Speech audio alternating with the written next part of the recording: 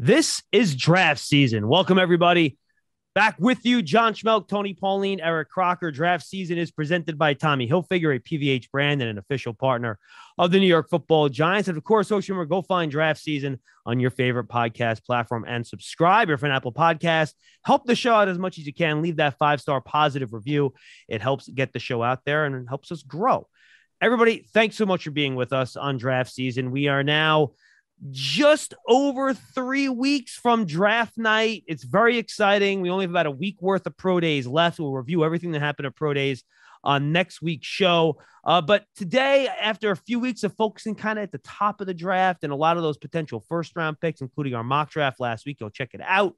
We thought it'd be a good idea to take a look at some players on day 2, and maybe we'll slide in some day 3 sleepers as well, if anybody comes to mind here, as we'll go position by position, pick out some good day 2 players that all of us like. And I thought no better place to start than the quarterback class, where, we'll see how many guys go on day 1, 2 or 3. Maybe we could play that game too, guys.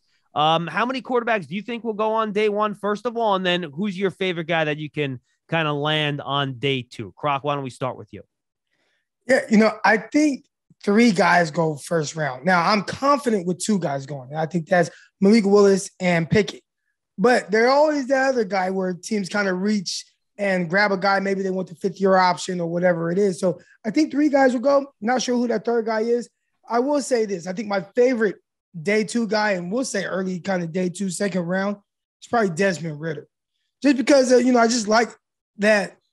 I don't think there's this necessary super low floor with him. I think he has high upside traits, just in the mobility category, and he can make a lot of the throws and do some things off script. Will he develop into just this guy?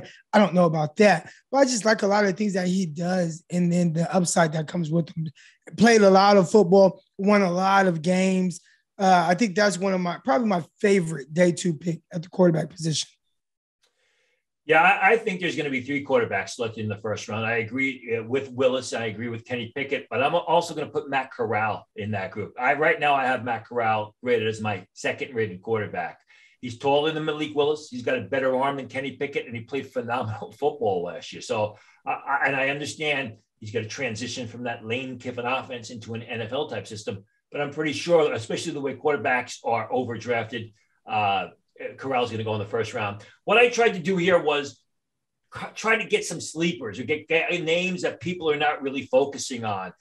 Day 2, obviously, Desmond Ridder and Carson Strong. A guy who I like late in day 2, maybe early in day 3, but late in day 2 is Caleb Ellaby of Western Michigan, a guy who does not get a lot of press. He's smart. He's got a great head on his shoulders. He's got an NFL arm. He's athletic. He can avoid the rush. Not a guy that's going to really pick up a lot of yardage with his legs, but I think he's a late day 3 guy, sort of he's a better version of Mason Rudolph, if you will, when you look at him from a prospect. Different types of quarterbacks, but from a prospect point of view, in the sense that Mason Rudolph was a late day 2 pick. I think Caleb Ellaby should be a late day 2 pick. You sit him on the bench for a year or 2, you can have something real good down the road. All right, I'm going to throw out my controversial take. I don't like taking quarterbacks on day 2. I don't think it's worth the bang for the buck. You look at hit rate on quarterbacks taken in round 2 and round 3. You'll get one every 3, 4, 5 years that works out. And if you're really looking to use a 3rd round pick or 2nd round pick on a backup, I guess if you're a really good team, maybe. But I think at that point, you have to cost control as many good players in your roster as possible. I'm not sure it makes sense for one of those cost control guys to be a backup quarterback. So for me, I'm a guy that wants to shoot for the stars on the quarterback. I just don't want to, use a valuable day 2 pick on a guy that I think is going to be okay. And all right, maybe get you to 500 in a good year. That does nothing for me. That doesn't, move the line for me. So for me, unless, somebody that I have a legit high first round grade drops to day 2 for me, which, as you guys well know, never happens because quarterbacks are overdrafted in this league. And, a lot of times I feel like the quarterbacks you get on day 2 are really, round 3 and round 4 quarterbacks, right? Because all the round 2 quarterbacks get drafted in round 1 and everyone gets moved up. So for me, unless it's a weird year and something really strange happens, I'm not using a day 2 pick on a quarterback. I just don't think it's worth the bang for the buck. Well, let me ask you, John. I mean, you kind of walked into that. I mean, how many quarterbacks that are selected in the first round are actually day 2 prospects? that teams reach for, which turned out to be a waste of a selection. So I understand what you're saying, but I think a lot of the reason why those day two quarterbacks don't pan out is because they turned out to be first round quarterbacks that didn't pan out because they were overdrafted.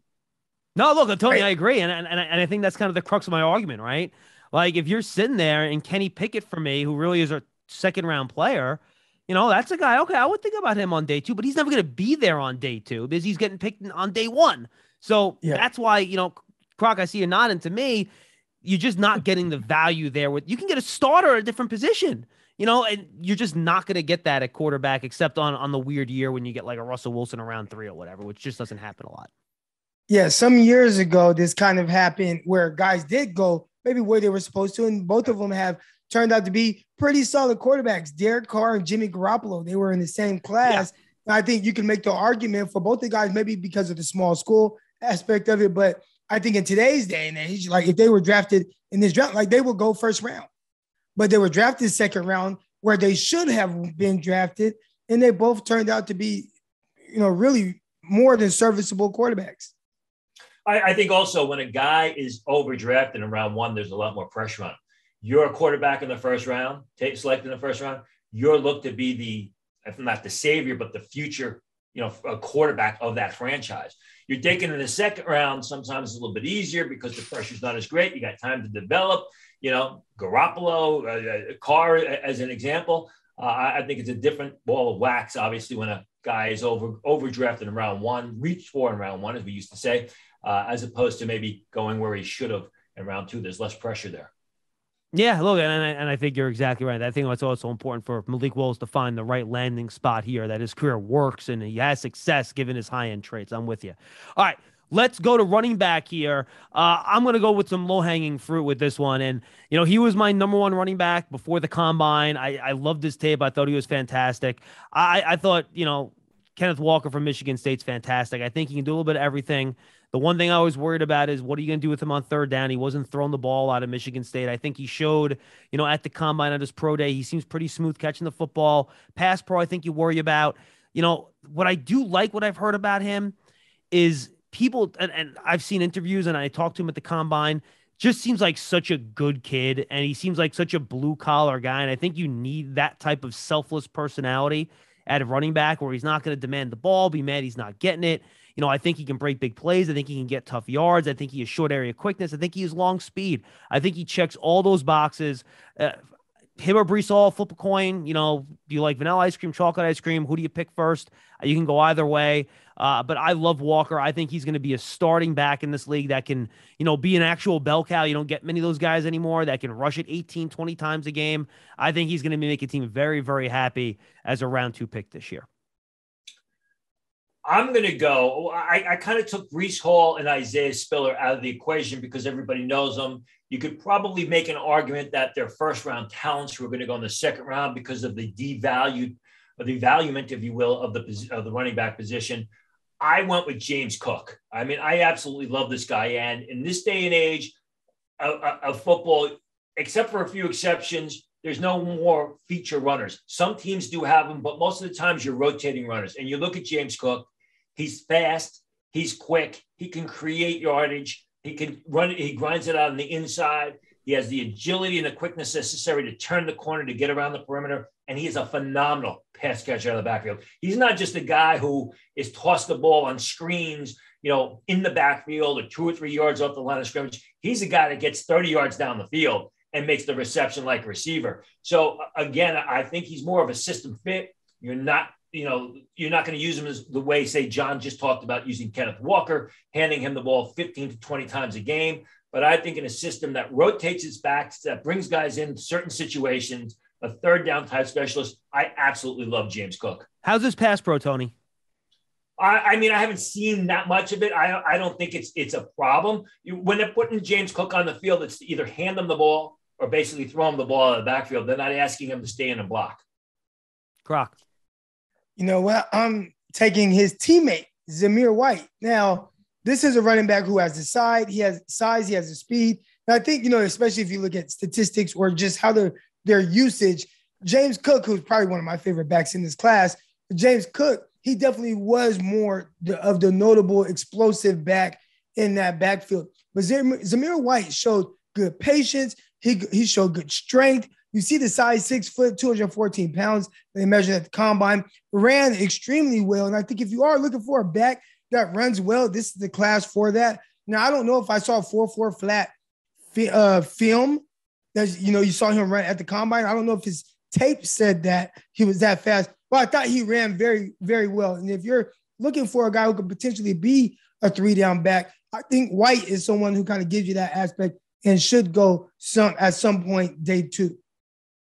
And I'll tell you what, guys, I was just watching Michigan the other day because I had a guest on that covered Michigan. I actually, and I'll throw this out there. I know I didn't ask you guys, so if you guys want one, you can give them to me. But I was actually pretty impressed with Hassan Haskins. If you're looking for a short yardage, first and second down back, a goal line back, I thought his short area quickness, his tackle breaking ability was great. He got caught from behind. He does not have top end speed. But I think Tony's point, like if you can pair his guy, James Cook, with Haskins and you kind of work them together, I think that's like a nice little combination if you're looking for a guy to play a specific role. I like Haskins, especially if you watch him against, I believe it was Ohio State, the patience that he ran with. He ran extremely strong. It was almost like that entire game, he did not miss a hole. Like if there were yards to be there, if it was blocked up, however it was blocked up, he was able to utilize that and get the yardage that was blocked up for, and then run through guys and drag guys for another few yards. I like what you talked about with his just kind of short area, kind of elusiveness, where he's not, you're not going to mistake him for like a Barry Sanders type of back that's going to bounce around and stuff. But just, again, I think his vision is able to kind of swiftly move through and work his blocking that way. I thought he did a tremendous job, not just in the Ohio State game, but really most of the time while running for Michigan. Yeah, a very football smart type of ball carrier. Beats opponents with his head as much as he does his physical skills, because he's not a super quick guy. He's not a super fast guy. He's not one that you can use to turn the corner, but he sees the field. He finds the running lanes. He will pick and choose his spots. He runs hard on the inside, does have a foot issue that's been bothering him through the entire pre-draft process. So depending on what teams think about that, it will determine how far he falls. Not the fastest guy, but just someone that's good to have on the depth chart at the position. So I think later on in day 3, Haskins would be a good addition for any team. All right, let's go to wide receiver. Croc, we'll lead off with you. Yeah, I really want to go with George Pickens here because I think he's kind of the overlooked guy, a guy that was really talented coming in and had a tremendous freshman year. But I'm not going to go that route. I'm actually going to go with John Mechie out of Alabama. I think he is someone who was extremely productive. You see him be able to win every which way, whether it's outside, vertical, in the slot, short area quickness, crossers. You can utilize him in all areas of the field, show tremendous big play ability. But I think because of the ACL injury, he's kind of dropped off a lot of people's radar. And I think whatever NFL team is able to get him, I think it's going to be day 2 at some point, but maybe even round 3. If you're able to get John Mechie round 3, I think you're getting a late first round talent later in the day 2, all because of an injury. And I think he's going to recover from that fine. So John Mechie, extremely productive on the highest level. Didn't matter what type of DBs were trying to cover him. Roger McCray, one of my favorite corners in this class. How he ate him up short area to win the game against Auburn. It just has a lot of really good traits. And I like him a lot. So I'm going to go John Mechie. Tony. I really wanted to go with Calvin Austin, but I said, you know what? I'm going to go with another Austin, Kevin Austin from Notre Dame. Okay. 6'2", 200 pounds, ran much faster than expected at the combine in low 4.4s, terrific vertical jump, very athletic, a real solid pass catcher. Didn't have great production at Notre Dame, but they were constantly shuffling their quarterbacks. There was never one consistent passer there. But whenever the ball was thrown to Kevin Austin, he made the reception. And I think he fits into that middle part of day 2. And he's a good receiver now who just has tremendous upside. And 2 or 3 years, if he's coached well, Kevin Austin, I believe, is going to be a very productive second receiver for an NFL team. Yeah, and since you didn't do it, I'll throw some love Calvin Austin's way too, Tony. He's fantastic, right? Really fast, smaller guy. I think his role is going to be limited because of his size and his weight. But I think if you get him with a good coordinator, find different ways to get him the ball, special teams maybe, return guy on punts, he could be really good. I'm gonna go with this with his a fellow slot though. I'm gonna go Sky Moore, and he's just he just separates. Like you watch his tape, he separates. He's a good route runner. He's fast. I'm not quite sure. I think we're all learning right now that Indy turf was very fast. I'm not sure he's as fast as he ran at the combine. But I also don't think he has to be a slot-only guy. I think he'll start there. I think he's a guy now with the way the NFL is. You spread teams out. I think you can run him outside a little bit. He's good after the catch. He's got a powerful lower body. He can break tackles with the ball in his hands. I think Sky Moore is going to probably get picked between 30 and 40, and I think he's going to perform, just as well as a Chris Olave and guys like that go ahead of him. I think Sky Moore is going to be really, really successful at wide receiver.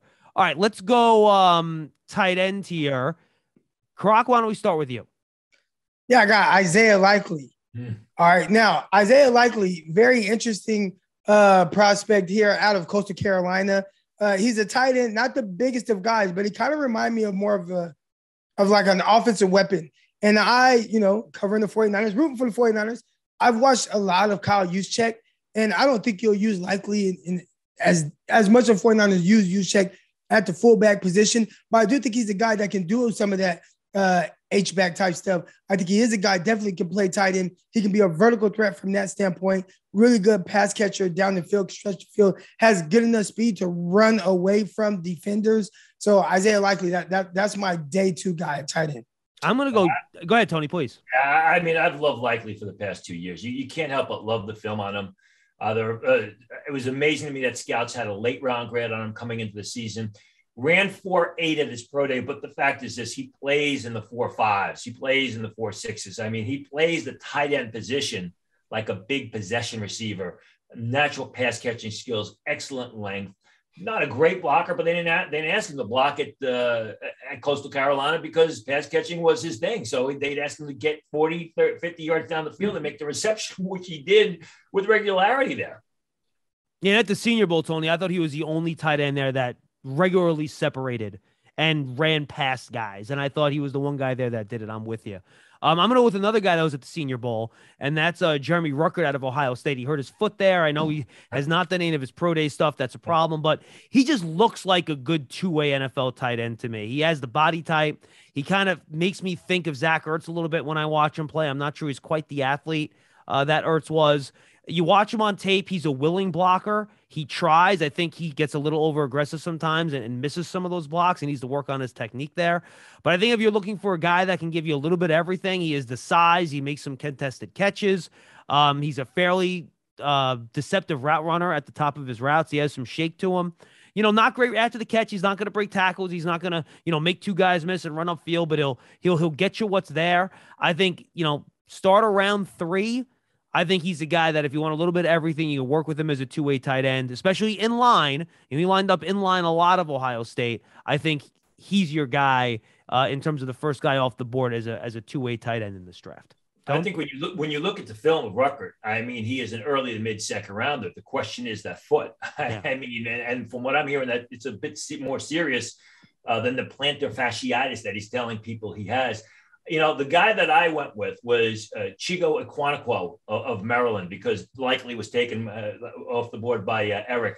And here's a guy that has just continually impressed in the pre-draft process. Had 3 outstanding days of practice at the Shrine Game when he probably should have been at the Senior Bowl. Goes to the combine, runs 4.52, goes to his pro day, tips the scale at 243 pounds, and had an outstanding position workout. More of your move tight end, although he's not a bad blocker, because when you watch the film, it's Likely they didn't ask him to block, but when he was asked to block, he gave effort and he got results. A guy who I think is another sort of possession receiver or tight end who plays the position like a possession receiver. No question about it. All right, guys, let's go into the trenches. Tony, let's start with you. Go to offensive tackle. Offensive tackle, my guy is Rasheed Walker. It's been my guy for 3 years now. I know he hasn't worked out. He's got a workout coming up this week. Had a bit of a meniscus issue during the season, which he played through, and then he had surgery to fix it, I believe in November, which is why he wasn't at the combine, why he wasn't at the pro day for Penn State. in my opinion, this guy, people talk about Charles Cross, okay, and some of the other real good pass protectors at the tackle position. Watch the Penn State left tackle. I mean, here's a guy fundamentally sound, plays with great knee bend. He's agile. He can adjust, uses his hands well. Tremendous footwork off the edge. I mean, great lateral range, gets out to the second level. He's got to get a little bit stronger. He's got to learn to finish blocks. I think he's a guy that's probably going to go mid-day 2, who for the longest time, I had him as a potential late first-round pick until he kind of fell off last season, which was due to the knee injury. Somebody's going to get an outstanding left tackle prospect in day 2 with Rasheed Walker of Penn State. Croc, what do you got? Oh, you're muted, Croc. Sorry about that, guys. Tyler Smith, tackle out of Tulsa. That's one of the guys that I was, recently watching. I'm like, man, how come he's not getting as much buzz as some of these other guys? Now, again, this is not a guy that is going to be projected to be a first-round talent or a capable guy. But when you're talking the early day, too, I think he's a guy that a lot of teams will start to kind of check on him and see, okay, if you have a need at a tackle position, he might be one of the first guys off the board early day 2. All right, I'm going to go Daniel Faalele here, guys. And I'm kind of just fascinated by the body type to see if it can work. It's almost as much of a curiosity for me as anything else. And I think, when you get to round 2 and 3 with offensive tackles, some of those guys go early. You're going to have to, take some chances if you want to find a real high-end starter. And I think if you can drop down from that 380 range into that 365 range, I think that'll help him a lot. I do wonder if someone of that body type, being that tall, 6'9", can be successful in the National Football League. I think he has the raw physical athleticism to do it. I think there's a lot of work to do, so I think there's a big risk there. No pun intended using the word big there. But, he's just a fascinating player, and I think he's somebody that can figure things out. I think he's the right type of personality for it, but I do think there's some risk here, and I think, he's going to test that, does he look like the position, and do you take a chance, Tony, on a guy that is that large and really doesn't fit a prototype that's in the league? No, I don't anyway, because, your taller offensive tackles, except for a few instances, don't have long careers. I mean, they're long guys. Their legs are exposed. They're getting hit a lot. I mean, look at the team that plays in the same stadium as the New York Giants. New York Jets, look at the issues that they're having with Mekhi Becton, who was an early first-round pick. And, yeah, Faalele he's a big, like you said, a big guy. He's an athletic guy. He's got a lot of upside. But he's also had issues in the past with his weight, a la Mekhi Becton. I want to go back to what Eric was saying about Tyler Smith. Tyler Smith may not be getting, the credit he deserves in the internet world of the NFL draft, but he is well liked in scouting circles. Tyler Smith could end up as a late first-round pick to a team like the Tennessee Titans, because a lot of those offensive linemen are going to be pushed up. Your top 3 are going to go earlier than people expect. Trevor Penny's going to go earlier. And teams like Smith, because of his athleticism, because of his upside, he's a smart guy too. I mean, he's a guy that can talk about a lot of different topics articulately. And he's a guy that people think that we can start him at guard because he's only third-year sophomore, start him at guard, and then develop him into a tackle. I think Smith can go late first round. If doesn't go late first round, he's going to come off the board within the first 3 to 4 picks around 2. Yeah, and I'll say this. I think he does need a lot of work on his pass pro tackle, Tony. I think you're right. I think if you pick him, I think you got to start him at guard, and then you try to figure it out as you go. But some of his pass pro reps last year were pretty ugly on tape. But, man, he can move people in the run game, though. His tape's fun to watch. You had to be watching the Cincinnati game, because that was the game where he looked like he was lost at times. Yeah. And guys like Myjai Smith were just running past him. But yeah, that's true. I mean, he was inconsistent, but he's a young guy, and that's to be expected. Yeah. A lot of holding penalties too. I think 13 penalties, I think, for him over the course of the year. But look, I've heard the same thing, by the way, that he could, Crockett's a good pick, because I think he might end the first round guy based on what NFL teams are saying about him. Here's an interesting note. If Tyler Smith goes in the first round, that means the past 2 drafts, University of Tulsa has had a first round pick in each of those drafts, and the University of Oklahoma has had 0. Oh, and real quick, you talked about Faalele, and just kind of being tall. And you talked about getting rolled up on and things like that. But I think one of the bigger issues as well is just the leverage, like losing that leverage at the anchor, being so tall. Everyone says it all the time in football. Low man wins, low man wins. When you're that high, guys get under your pads, especially some of these defensive linemen that are strong with long arms. And it's hard for those tall guys to keep their balance and kind of anchor down. So I think that's something to keep an eye on too. When you start looking at some of these guys that are like 6'8", I'm not talking about the 6'5" or barely 6'6" guys, but those 6'8" guys, you see them kind of get knocked off balance just a little bit. No, I'm with you. And I think too, people using that Von Miller ghost rush a little bit now where you get really low around the edge. Right. It's tough for him to engage those guys when you're like 6'9". So I think it'll be a real interesting experiment to kind of see how that goes. Tony, let's go inside guard center. It's funny. The guy you picked is the guy I had written down and I went away from him, but tell me no, it's great. Tell me what you love about Cam Jurgens. Yeah. I mean, I've said it all along. I think Cameron Jurgens on day 2 is much better value than a guy like Tyler Linderbaum in the first round of the draft. First of all, Cameron Jurgens has been a terrific starter at Nebraska for 3 years. Everyone wants to talk about Tyler Linderbaum's athleticism. Watch the tape on Cameron Jurgens. I mean, he is as explosive. He is as mobile and nimble on his feet, getting out to the second level, pulling across the line of scrimmage. Like Linderbaum, he's not a finisher. He's not a real mauler. He's not a guy that's going to push, say, the Jordan Davises of the world off the line of scrimmage. He needs a running start. The thing with Cameron Jurgens is you go back and watch his freshman season, he showed the makings there of a big-time prospect, but his game kind of leveled off, and he never really improved. Has had some good work in the offseason, showed up close to 300 pounds at the combine, was phenomenal at his pro day.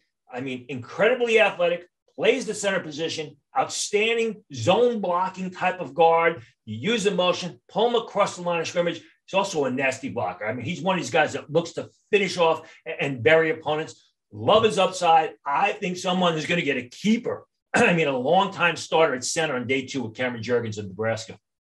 Croc, what do you got?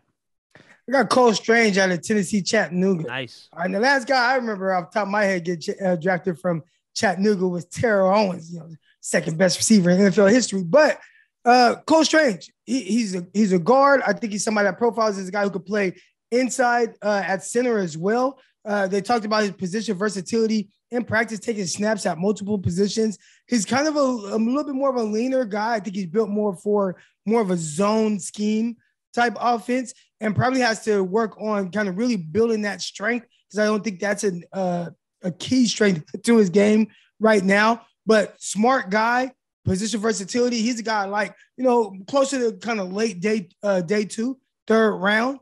But Cole Strange. I'll tell you too, and you get him in front of offensive line coaches when they start doing these interviews, they're going to love him. He has that that offensive line personality. That's what this kid has. He's going to, some offensive line coach is going to fall in love with him and try to sell him to the front office. We'll see when that, happens exactly. I struggled picking one here, guys. I was going to go with Jamari Salyer. I think he's just going to be a really solid guard. Just really good player. I think you could probably get him end of round 2, start around 3. But decided to go with a center guard prospect instead, Dylan Parham out of Memphis. I was really impressed with him at the Senior Bowl. I thought he did a really nice job. He's a little undersized. He's not the biggest guy in the world, but he's an athlete. And I think we're seeing that at center now with, all these outside zone teams and things of that nature. But I like his athleticism. I thought at the Senior Bowl, he did a really nice job, even though he kind of got marched back a little bit sometimes by the bigger guys. I think Travis Jones, a guy that we'll be talking about on defense, marched him back to the quarterback a couple times at Mobile. But I thought he was mobile. I thought he was athletic. He's a smart kid. I think Parham's going to be a starting interior lineman in this league for a long time, and you could probably get him at the end of round 2, which I think will be pretty good value.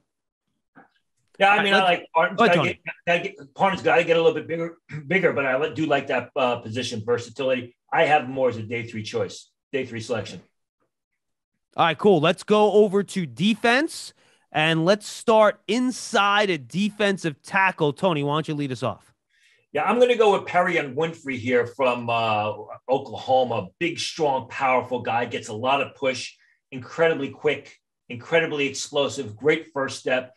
Shows a good change of direction. He's not just an up-the-field guy or a gap occupier. Can get outside the box and make plays. Like his athleticism.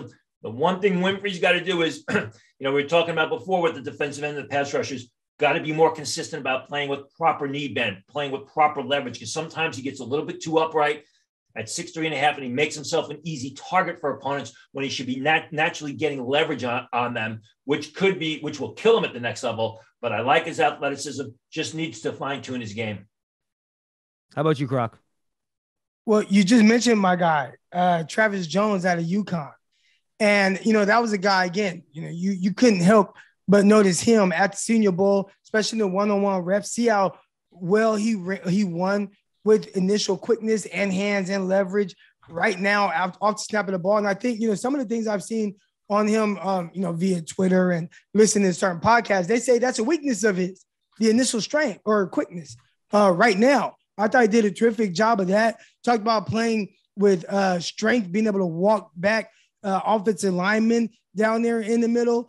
I think he's a guy that, again, another guy, I believe, if he's there third round, I think that's a win. I really like this game. Remind me a lot of DJ Jones, who just got a big payday from the Broncos. No, absolutely. And, he was one of the guys I was considering for my pick there. I'm going to go with Logan Hall. The problem is I don't know what position he's going to play, and I think that's tricky. I think he could be a big edge in a 4-3. I think on passing downs, you reduce him into a 3 technique, and I think that's where he's going to do his best work getting after the quarterback.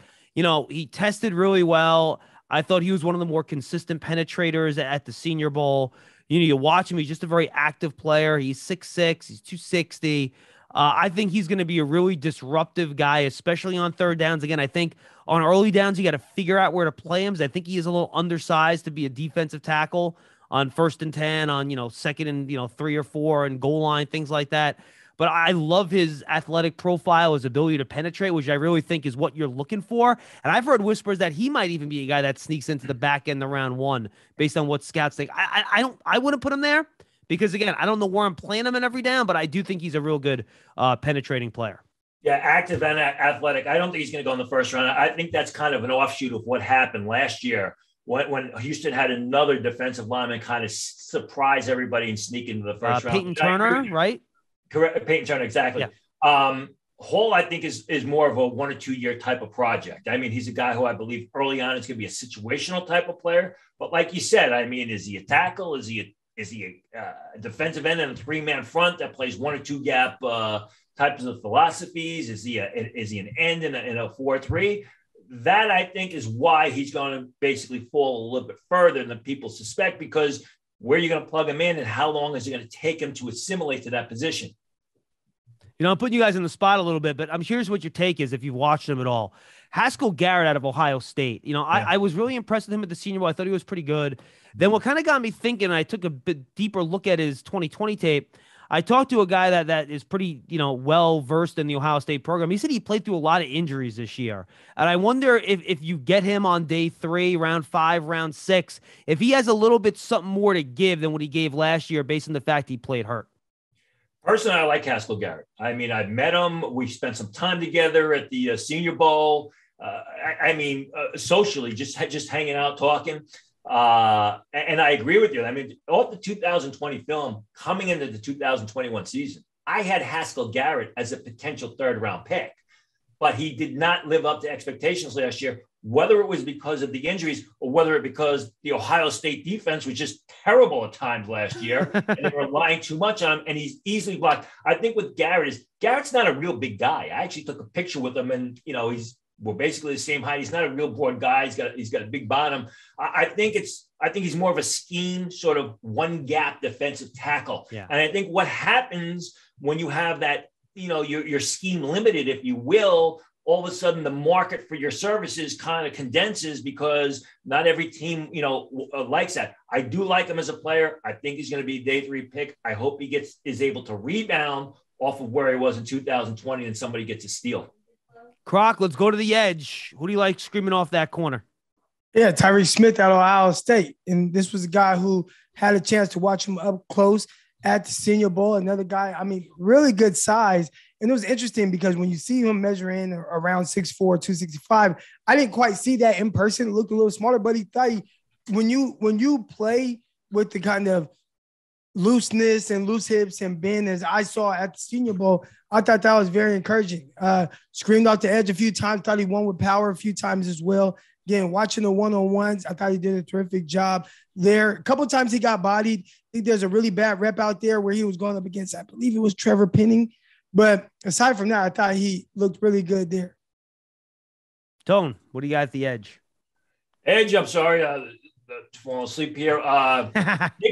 Nick Benito of Oklahoma. I'll go with my second Oklahoma guy on the defensive side of the ball. I think Benito is a guy who probably should be in the consideration for late first round. He's got excellent size. He's incredibly athletic. He's explosive. He's a guy who can come out of a three-point stance. You can stand him over tackle. He's athletic. He, besides being a terrific pass rusher, he'll change direction, chase out into space to make the play, gets up and down the line of scrimmage. He's got to get a little bit stronger, but he's got a body type that's got some growth potential. Really like Nick Benito a lot because of his versatility, because of his athleticism, and because of the havoc that he continually wreaks behind the line of scrimmage.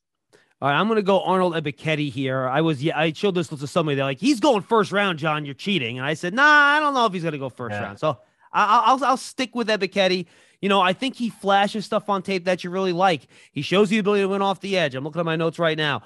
He flashed some bull rush power. I didn't see enough counter inside moves, but he has good hands to, dislodge offensive linemen and rip around the edge a little bit. I think he needs to figure some things out in terms of his, technique and be a little bit more sound. But he's 6'3", he's 256. I think he's got a good strength athlete, power combination there. I think he's a guy that, you're betting on some internal improvement and development once you get him in the NFL. But I think if you're picking in that, 30 to 45 range, he's going to be a real nice player for you to try to develop as an edge player. Yeah, I have him as a second rounder. He's got some growth limitations. So came out of a three-point stance at Penn State. You're probably going to want to stand him over tackle. Yeah. Because if you haven't come out of a three-point stance in the NFL, he could be a liability against the run, which is why I got him down a little bit further than most people. All right, let's go over to linebacker now. We're going to do off-ball linebacker. Croc, why don't you lead us off? Yeah, first guy, I have Chad Muma. All right, and this was a guy who made my top 5 at the linebacker position.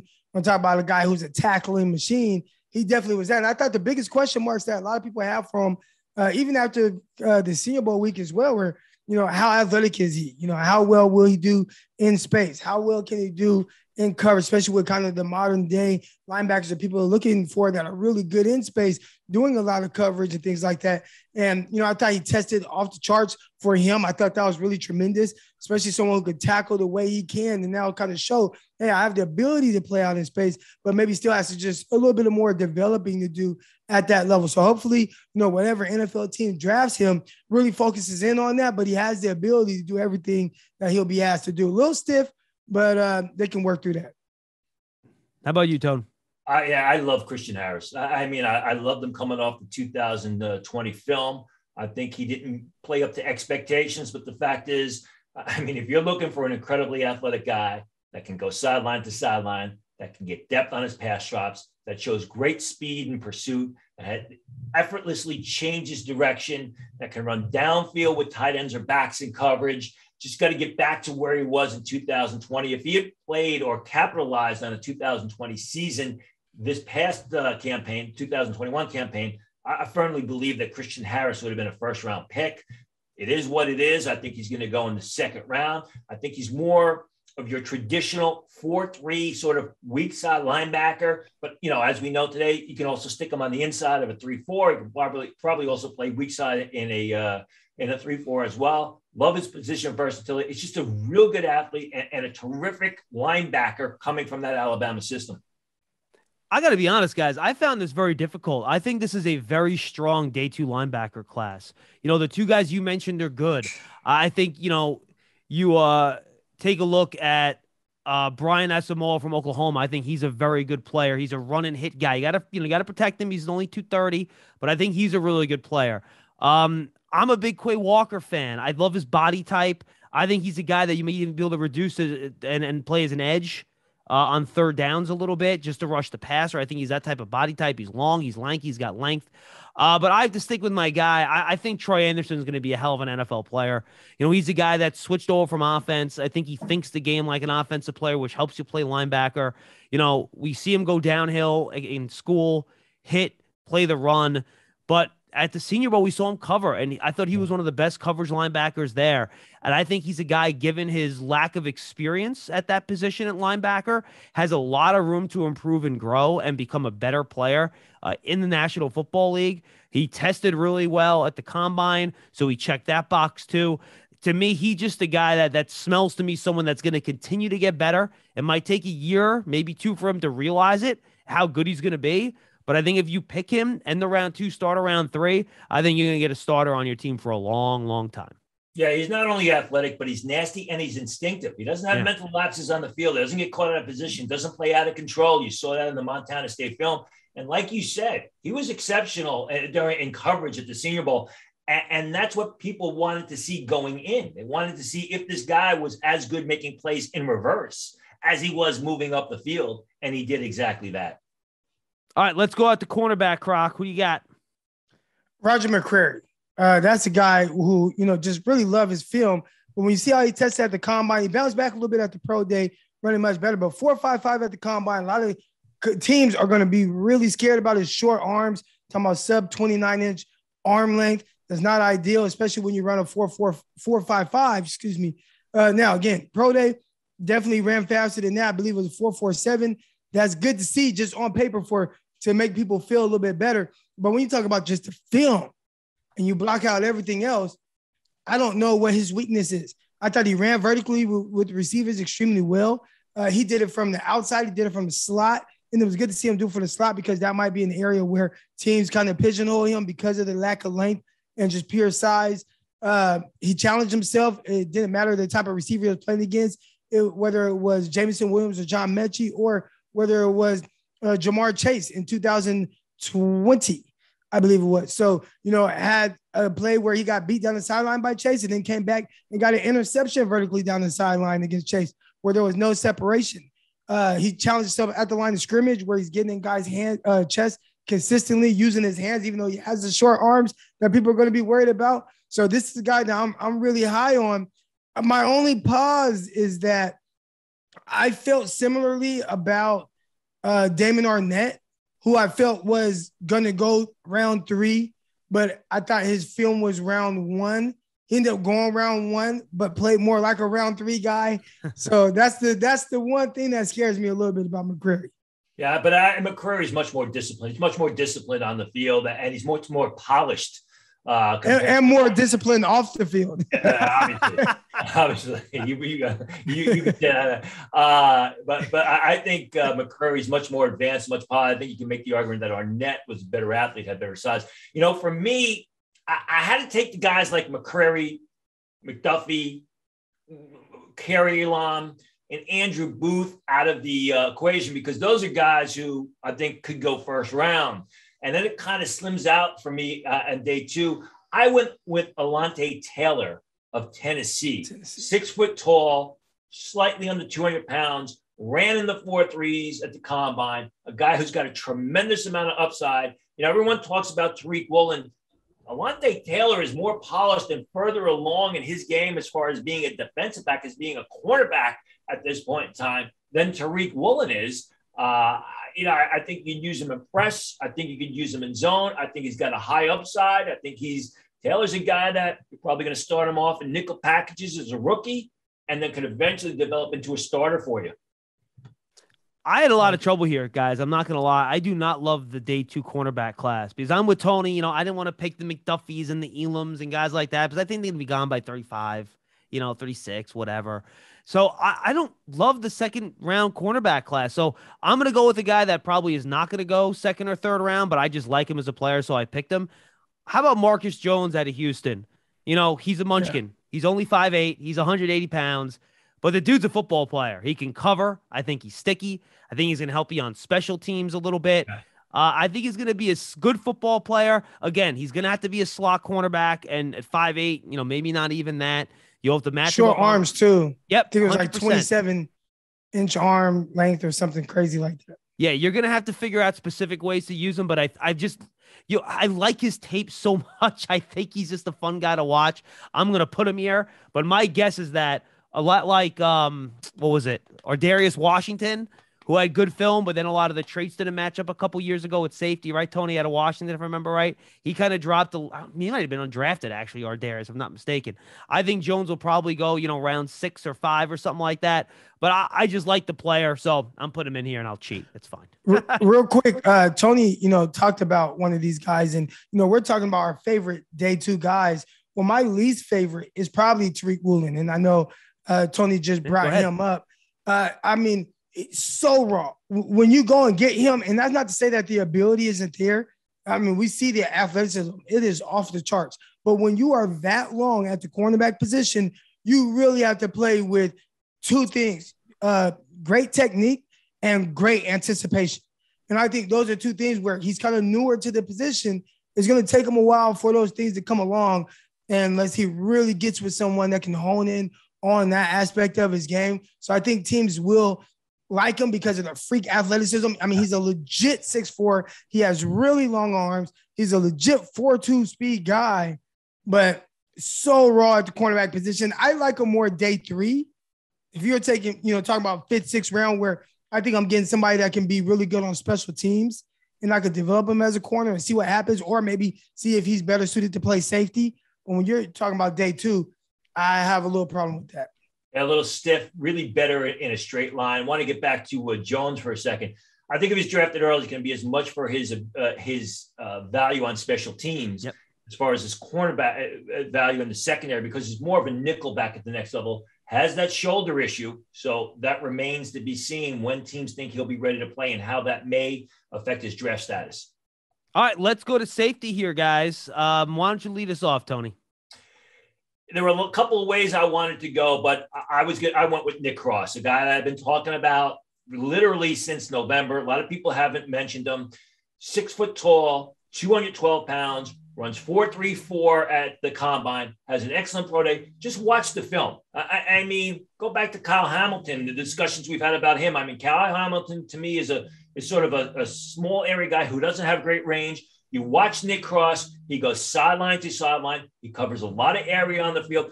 He's my kind of safety. When I rate a safety highly, I want to see a safety that's got cornerback type ball skills. And that's what Nick Cross has, with the athleticism, with the ability to cover a lot of area in center field. He's a natural center fielder who can also play in zone. Croc. Yeah, I got Verone McKinley, the 3rd out of Oregon, a guy who definitely was a tremendous playmaker there. Not the biggest of guys, and then not going to test off the charts. So that's going to knock him just a little bit as far as, being one of the early, day 2 type guys. Potentially might knock him down into some point day 3. But just playmaking ability, very smart, loves the game of football. And I think that's a big part of it, right? With these scouts and evaluators, they're trying to figure out how much a guy loves the game of football and is a student of the game. He's all of that.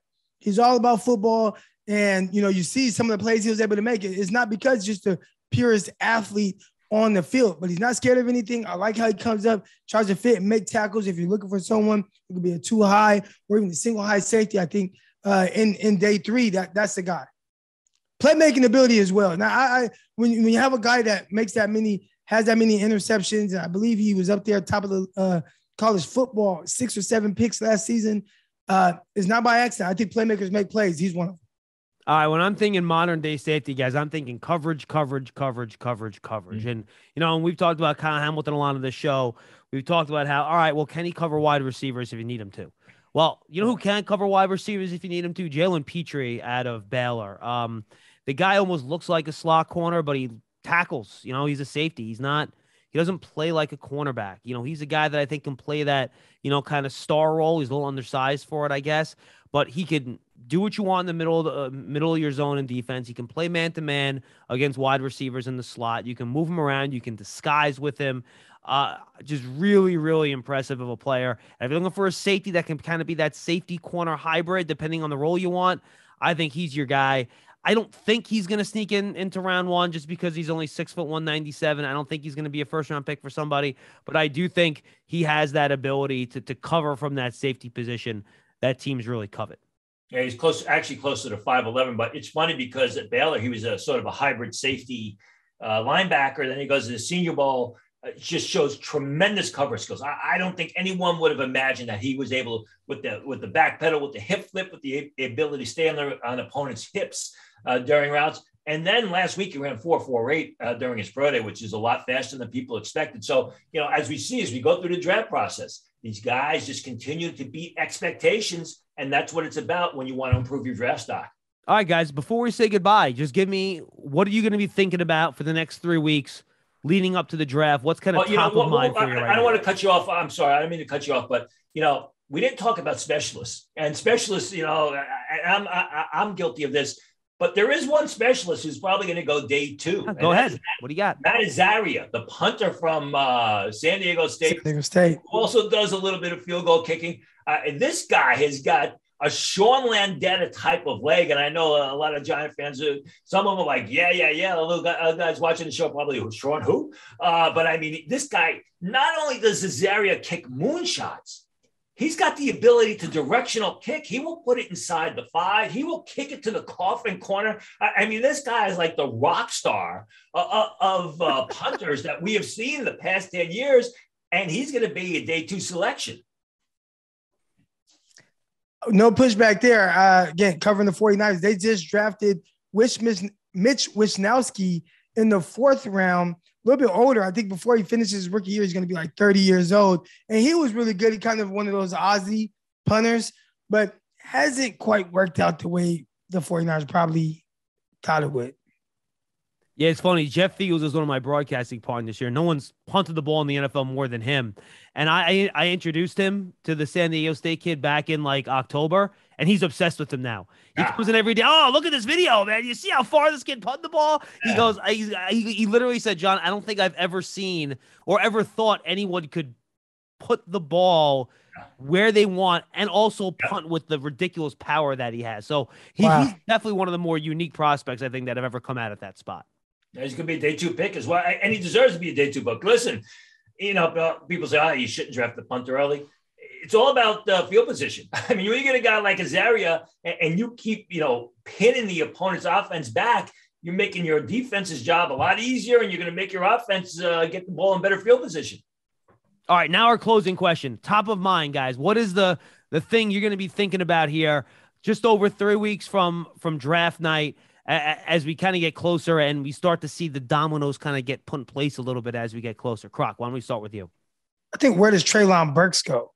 That's a guy who some people are really high on him, some people aren't. And then after the 40-yard dash, a lot of people that weren't as high on him felt justified by that. There's questions about separation and things like that, but you've seen the big play ability throughout his time at Arkansas, being able to run away from coverage. So I'm just curious to see, how does the NFL feel about him? Does he end up being a day 1 guy who's, wide receiver 1 for some people to start this process? Probably not that anymore. Does he slide to day 2? Yeah, for me, I wish it was only one question. There's do we see any trades? There's a couple of veteran receivers that are said to be on the trading block. What happens if they're traded? Because that can change the face of the first round again. How high do the offensive tackles go? And when is the first offensive tackle selected? I mean, there's a lot of questions, and a lot of them we're not going to know the answer to until we get, teams are called to the clock and make that selection. But there's a lot of questions. I think the interesting thing for me is, where does Kayvon Thibodeau go? Are teams satisfied with the fact that he didn't play consistently hard? Are they satisfied with the fact that, he seemed, as I said in the article that I wrote, the Combine, he's acting like he's already there rather than working to get there. Thibodeau is still the number 1 player on my board. I absolutely love his film, especially from 2020, 2021. He had the ankle issue. I love his versatility. I love the fact that he can come out of a 3-point stand over tackle, the ability to pursue from the backside. That's going to be an interesting question as to, where does Kayvon Thibodeau, who at one point in time coming into the season, people said, he's one of the top 2 players of this draft, where does he end up?